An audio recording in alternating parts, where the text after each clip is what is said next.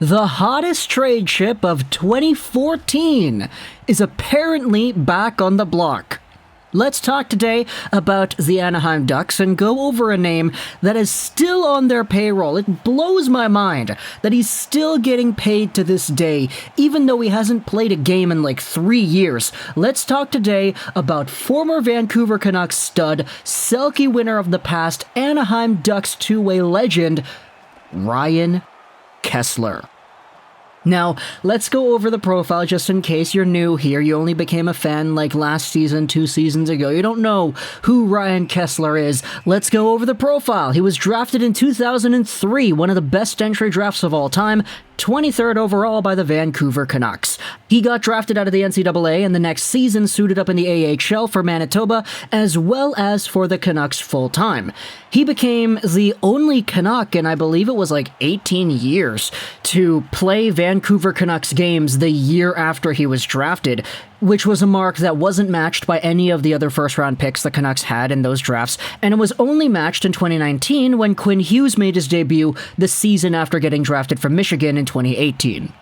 So, Ryan Kesler was an absolute stud. He developed in Vancouver under the leadership and mentorship of guys like Trevor Linden. He eventually became a Selke winner, a 41-goal man in 82 games played. A lot of Canucks fans are of the belief that if he actually played first-line minutes because he was considered one of these first-line centers, just happened to be playing on a second line because he was behind a great center in Henrik Sedin, he probably could have had 50 goals.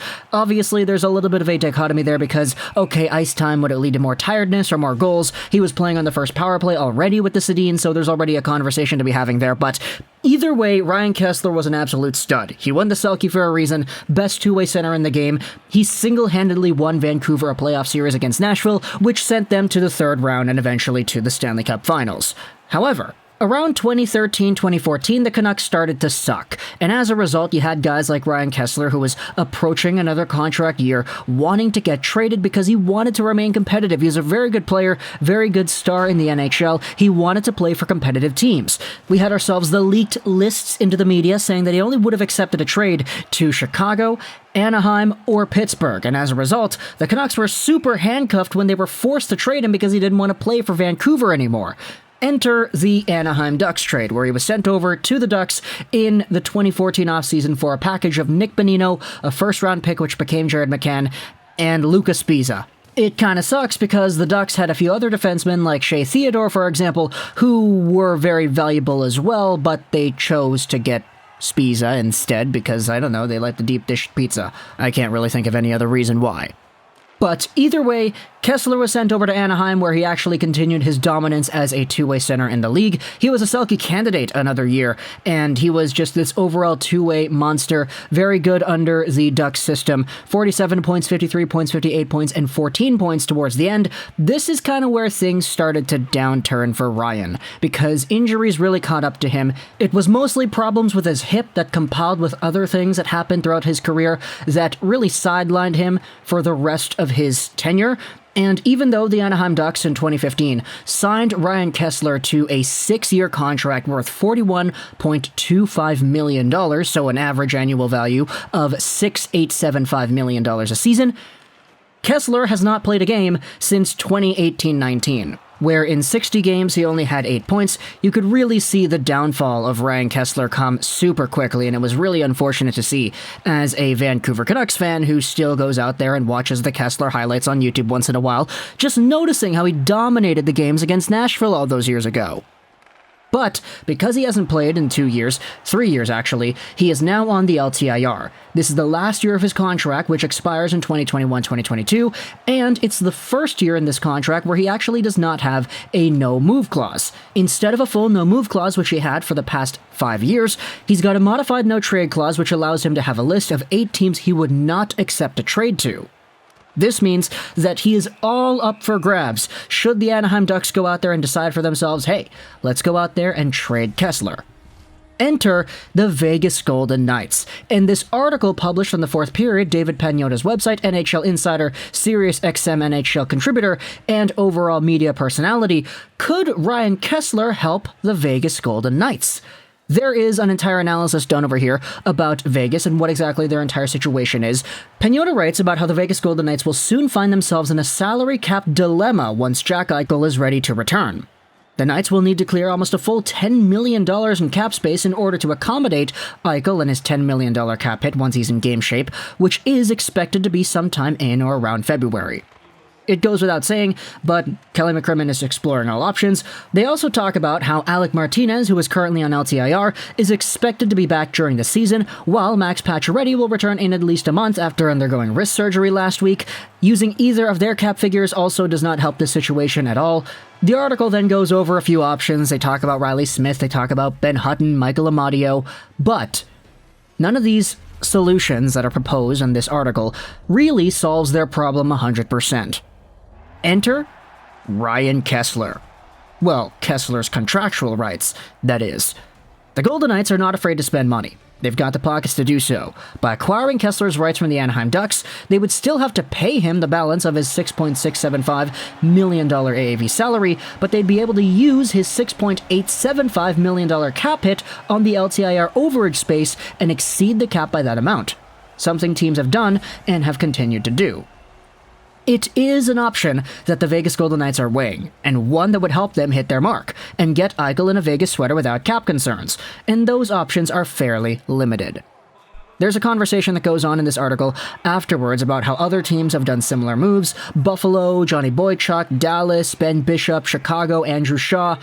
Kesler does own an 8-team no-trade list, but I can't imagine he would get in the way of a paper transaction, one of which would actually give him more money because, hey, the tax payout in Nevada is a lot less.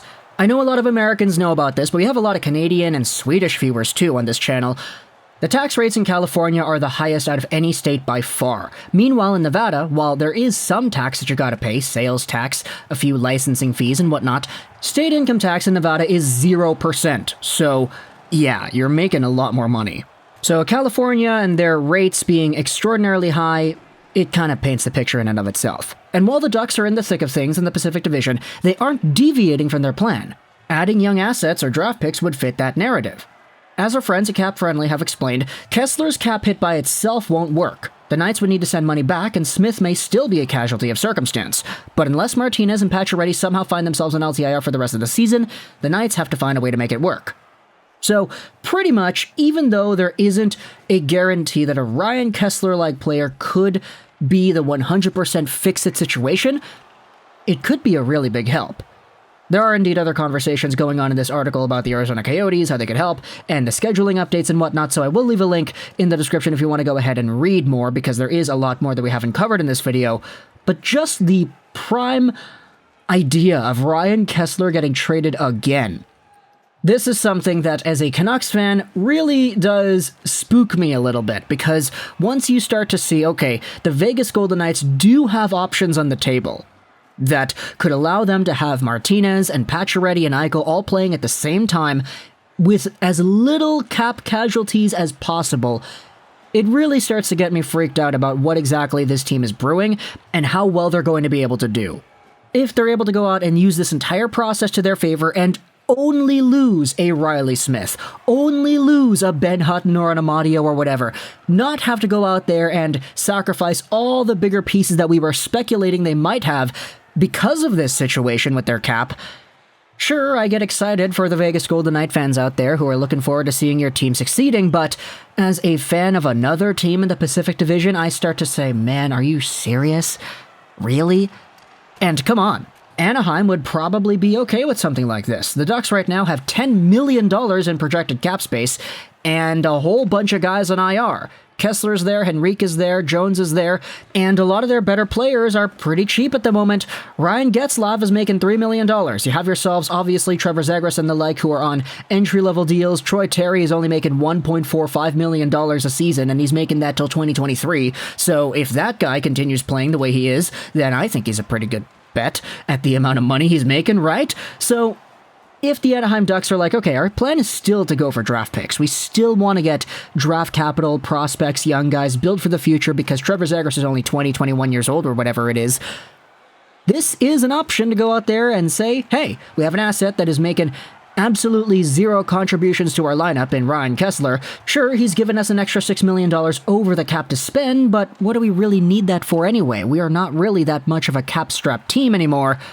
Why not trade him away to a team that'll pay premium assets for him? So, Golden Knights fans, let me know in the comments what are your thoughts about this idea. Ryan Kesler heading over to your team. I know a lot of Canucks fans are going to clog this one up in the comments, so yeah, just please say it with me here.